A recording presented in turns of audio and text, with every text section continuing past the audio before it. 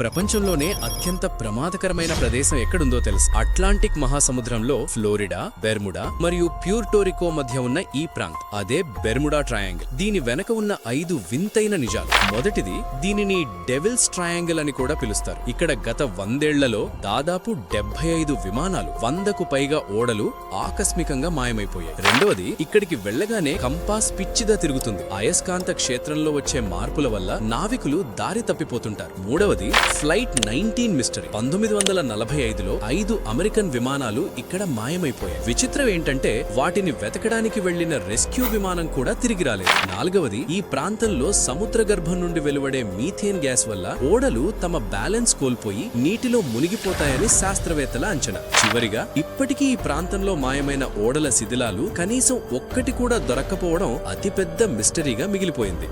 మరిన్ని ఆసక్తికరమైన విషయాల కోసం ఇప్పుడే సబ్స్క్రైబ్ చేసుకోండి.